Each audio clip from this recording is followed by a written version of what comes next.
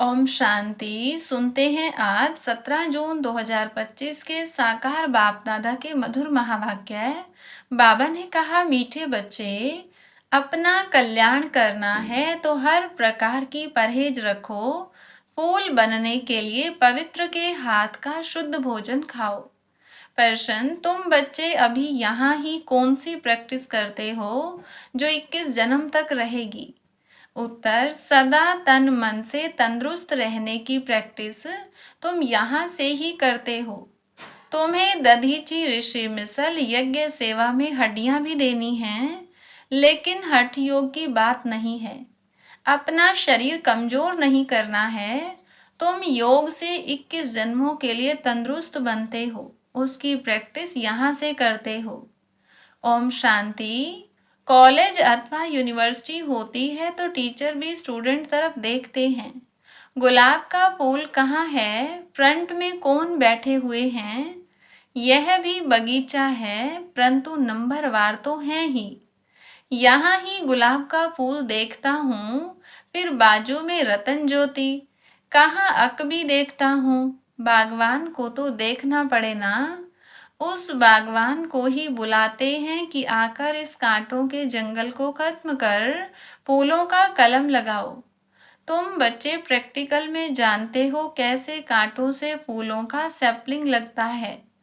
तुम्हारे में भी बहुत थोड़े हैं जो इन बातों का चिंतन करते हैं। यह भी तुम बच्चे जानते हो। वह बागवान भी है, खिवैया भी है, सबको ले जाते हैं। फूलों को देख बाप भी खुश होते हैं। हर एक समझते हैं हम कांटों से फूल बन रहे हैं। नॉलेज देखो कितनी ऊंची है। इस समझने में भी बहुत बड़ी बुद्धि चाहिए। यह है ही कलयुगी नरकवासी, तुम स्वर्गवासी बन रहे हो। सन्यासी लोग तो घर बार छोड़ भाग जाते हैं, तुमको भागना नहीं है। किसी किसी घर में एक कांटा है तो एक फूल है। बाबा से कोई पूछते हैं, बाबा बच्चे की शादी कराऊं? बाबा कहेंगे, भल कराओ, घर में रखो, संभाल करो। पूछते हैं, इससे ही समझा जाता है हिम्मत नहीं है। तो बाबा भी कह देते हैं, भले करो। कहते हैं, हम तो बीमार रहते हैं, फिर बहू आएगी, उनके हाथ का खाना पड़ेगा। बाबा कहेगा, भल खाओ, ना करेंगे क्या? सरकमस्टांस ऐसे हैं, खाना ही पड़े, क्योंकि मोह भी तो है ना। घर में बहू आई तो बात मत पूछो, जैसे कि देवी आ गई, इतने खुश होते हैं। अब यह तो समझने की बात है। हमको फूल बनना है तो पवित्र के हाथ का खाना है, उसके लिए अपना प्रबंध करना है। इसमें पूछना थोड़ा ही होता है। बाप समझाते हैं, तुम देवता बनते हो, इसमें यह परहेज चाहिए। जितनी जास्ती परहेज रखेंगे उतना तुम्हारा कल्याण होगा। जास्ती परहेज रखने में कुछ मेहनत भी होगी। रास्ते में भूख लगती है, खाना साथ में ले जाओ। कोई तकलीफ होती है, लाचारी है, तो स्टेशन वालों से डबल रोटी ले खाओ। सिर्फ बाप को याद करो। इनको ही कहा जाता है योग बल। इसमें हठ योग की कोई बात नहीं है। शरीर को कमजोर नहीं बनाना है। दधीची ऋषि मिसल हड्डी हड्डी देनी है। इसमें हठ योग की बात नहीं है। यह सब है भक्ति मार्ग की बातें। शरीर को तो बिल्कुल तंदुरुस्त रखना है। योग से 21 जन्मों के लिए तंदुरुस्त बनना है। यह प्रैक्टिस यहाँ ही करनी है। बाबा समझाते हैं, इसमें पूछने की दरकार नहीं रहती। हाँ, कोई बड़ी बात है, उसमें मूंझते हो तो पूछ सकते हो। छोटी छोटी बातें बाबा से पूछने में कितना टाइम जाता है। बड़े आदमी बहुत थोड़ा बोलते हैं। शिव बाबा को कहा जाता है सदगति दाता। रावण को सदगति दाता थोड़ा ही कहेंगे। अगर होता तो उनको जलाते क्यों? बच्चे समझते हैं रावण तो नामी ग्रामी है। भल ताकत रावण में बहुत है, परंतु दुश्मन तो है ना। आधा कल्प रावण का राज्य चलता है, परंतु कब महिमा सुनी है? कुछ भी नहीं। तुम जानते हो रावण 5 विकारों को कहा जाता है। साधु संत पवित्र बनते हैं तो उन्हों की महिमा करते हैं ना। इस समय के मनुष्य तो सब पतित हैं। भल कोई भी आए, समझो कोई बड़े आदमी आते हैं, कहते हैं बाबा से मुलाकात करें। बाबा उनसे क्या पूछेंगे? उनसे तो यही पूछेंगे कि राम राज्य और रावण राज्य कब सुना है, मनुष्य और देवता कब सुना है। इस समय मनुष्यों का राज्य है या देवताओं का? मनुष्य कौन, देवता कौन? देवता किस राज्य में थे? देवताएं तो होते हैं सतयुग में, यथा राजा रानी तथा प्रजा। तुम पूछ सकते हो कि यह नई सृष्टि है या पुरानी। सतयुग में किसका राज्य था, अभी किसका राज्य है? चित्र तो सामने है। भक्ति क्या है, ज्ञान क्या है, यह बाप ही बैठ समझाते हैं। जो बच्चे कहते बाबा धारणा नहीं होती, उन्हें बाबा कहते अरे अल्लफ और बे तो सहज है ना। अल्लफ बाप ही कहते हैं मुझ बाप को याद करो तो वर्षा मिल जाएगा। भारत में शिव जयंती भी मनाते हैं, परंतु कब भारत में आकर स्वर्ग बनाया, भारत स्वर्ग था यह नहीं जानते हैं। भूल गए हैं। तुम कहेंगे हम भी कुछ नहीं जानते थे कि हम स्वर्ग के मालिक थे। अब बाप द्वारा हम फिर से देवता बन रहे हैं। समझाने वाला मैं ही हूँ। सेकंड में जीवन मुक्ति गाया हुआ है, परंतु इनका भी अर्थ थोड़ा ही समझते हैं। सेकंड में तुम स्वर्ग की परियां बनते हो ना। इनको इंद्र सभा भी कहते हैं। वह फिर इंद्र समझते हैं बरसात बरसाने वाले को। अब बरसात बरसाने वाले की कोई सभा लगती है क्या? इंद्र लठ इंद्र सभा क्या क्या सुनाते हैं। आज फिर से यह पुरुषार्थ कर रहे हैं। पढ़ाई है ना, बैरिस्ट्री पढ़ते हैं तो समझते हैं कल हम बैरिस्टर बनेंगे। तुम आज पढ़ते हो, कल शरीर छोड़ राजाई में जाकर जन्म लेंगे। तुम भविष्य के लिए प्रारब्ध पाते हो, यहाँ से पढ़कर जाएंगे, फिर हमारा जन्म सतयुग में होगा। एम ऑब्जेक्ट ही है प्रिंस प्रिंसेस बनने की, राजयोग है ना।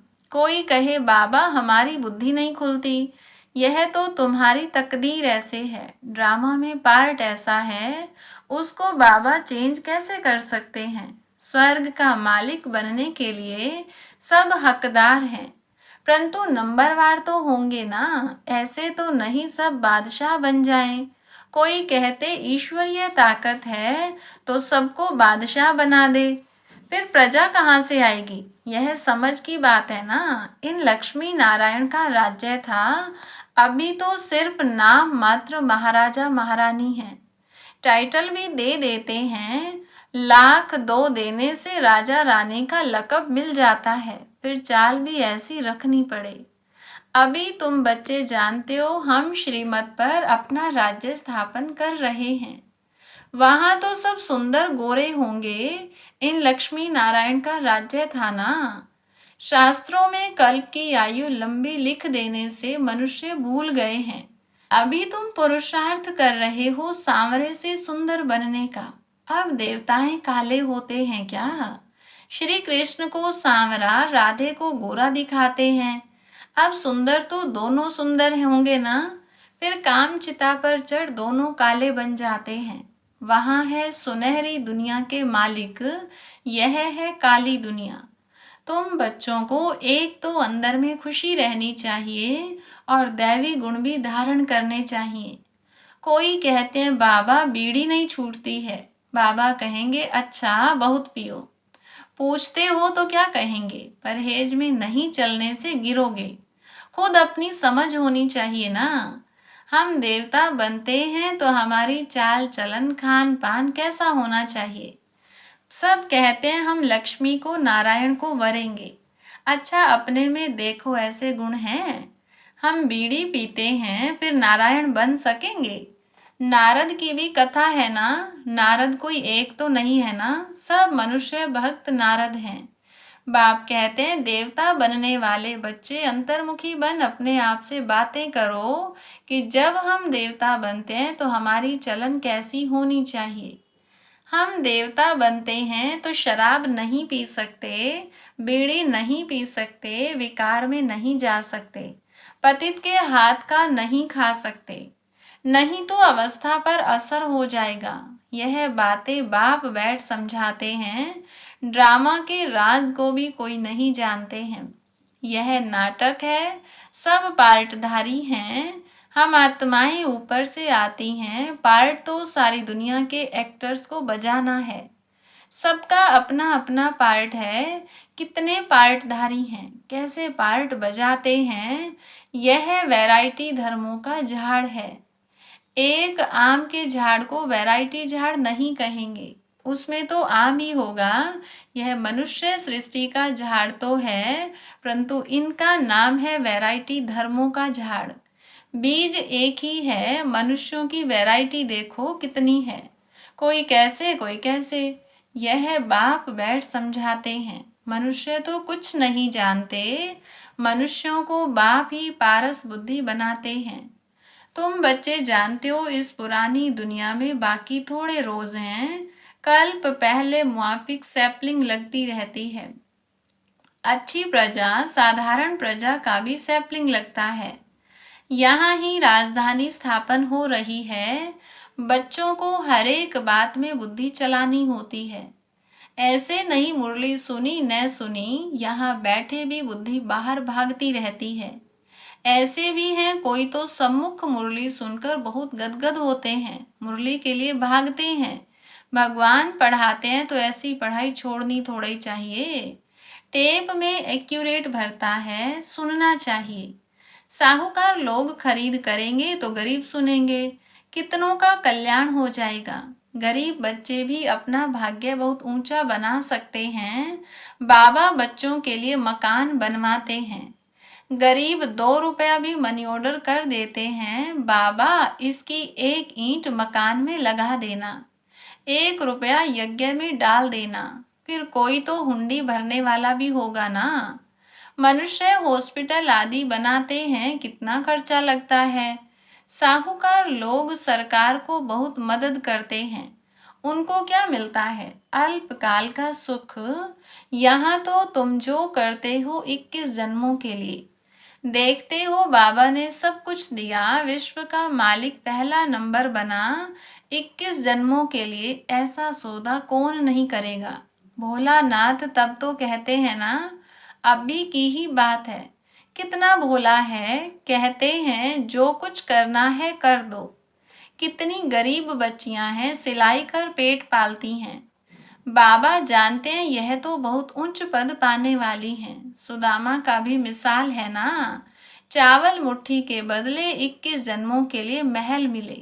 तुम यह बातें नंबरवार पुरुषार्थ अनुसार जानते हो। बाप कहते हैं मैं भोलानाथ भी हूं ना, यह दादा तो भोलानाथ नहीं है।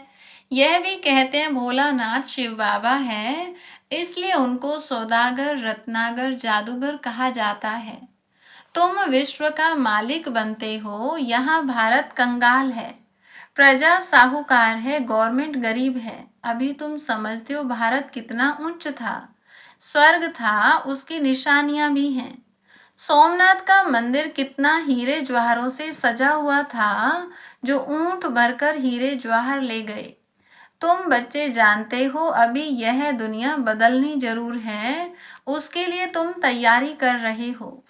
जो करेगा सो पाएगा। माया का अपोजिशन बहुत होता है। तुम हो ईश्वर के मुरीद, बाकी सब है रावण के मुरीद। तुम हो शिव बाबा के, शिव बाबा तुमको वर्षा देते हैं। सिवाय बाप के और कोई बात बुद्धि में नहीं आनी चाहिए। अच्छा, मीठे मीठे सिकिलधे बच्चों प्रति माता पिता बाप दादा का याद प्यार और गुड मॉर्निंग। रूहानी बाप की रूहानी बच्चों को नमस्ते, रूहानी बच्चों की रूहानी बाप दादा को नमस्ते। धारणा के लिए मुख्य सार। पहली पॉइंट, अंतर्मुखी बन अपने आप से बातें करनी हैं। जबकि हम देवता बनते हैं तो हमारी चलन कैसी है, कोई अशुद्ध खान पान तो नहीं है।